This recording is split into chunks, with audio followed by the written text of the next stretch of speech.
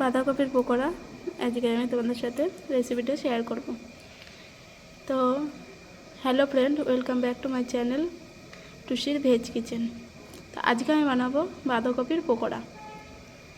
কিছুই না, সিম্পলভাবে একদম। তো আমি এখানে 3টে বাঁধাকপি কেটে নিয়েছি, দিয়ে দিয়েছি কালো জিরে, এখানে আমি লঙ্কা কুচি, ধনেপাতা কুচি করে নিয়েছি, দিয়ে দিচ্ছি ওর মধ্যে সবগুলো। আর দেব বেশি কিছু লাগবে না এর মধ্যে। তো আমার এখানে 60 পিস মতো, 3টে বাঁধাকপিতে 60 পিস মতো পকোড়া হবে। তো এখানে আমি দিয়ে দিচ্ছি হলুদ গুঁড়ো, 2 চামচ আমি হলুদ গুঁড়ো দিয়ে দিচ্ছি।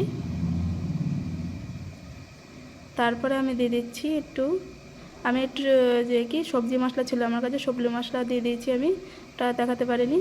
দিয়ে দিচ্ছি একটু কর্নফ্লাওয়ার, 2 চামচ আমি কর্নফ্লাওয়ার দিয়ে দিচ্ছি। আর এখানে দিচ্ছি আমি বেসন, এই যে বেসন দিয়ে দিচ্ছি। আর কিছু লাগবে না। আর পরিমাণ মতো লবণ, এই যে দিয়ে আমি ভালো করে মেখে নিয়েছি হাতের সাহায্যে। এই যে মাখাটা ঠিক এইভাবে আমি এদিকে তেল গরম করতে বসিয়ে দিয়েছি। এর মধ্যে আমি এক এক করে সব পকোড়াগুলো, এবার বাঁধাকপিগুলো ছেড়ে দেবো। খুব বেশি টাইম লাগেও না। আর বাঁধাকপিগুলো কেটে আগে থেকেই যেটুকু পরিমাণ লবণ লাগবে আন্দাজ মতো আপনারা দিয়ে দেবেন, মাখিয়ে রেখে দেবেন, তাহলে বাঁধাকপিটা খুব নরম হয়ে যায়, জলটা ছেড়ে দেয়, আর আদার্স ওপর থেকে আর কোনো জল লাগে না। তা আপনারাও এইভাবে ট্রাই করবেন, দেখবেন খুব ভালো লাগবে। যে এক এক করে আমি দিয়ে দিয়েছি, আমার 3বার করতে হবে যেহেতু অনেকটা। আমি এটা সবার জন্যই বানাচ্ছি, মন্দিরের।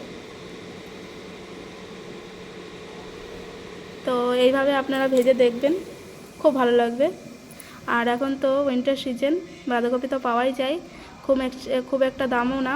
তা আপনারা ট্রাই করবেন বাড়িতে এইভাবে বানানোর চেষ্টা করবেন, দেখবেন খুব ভালো লাগবে।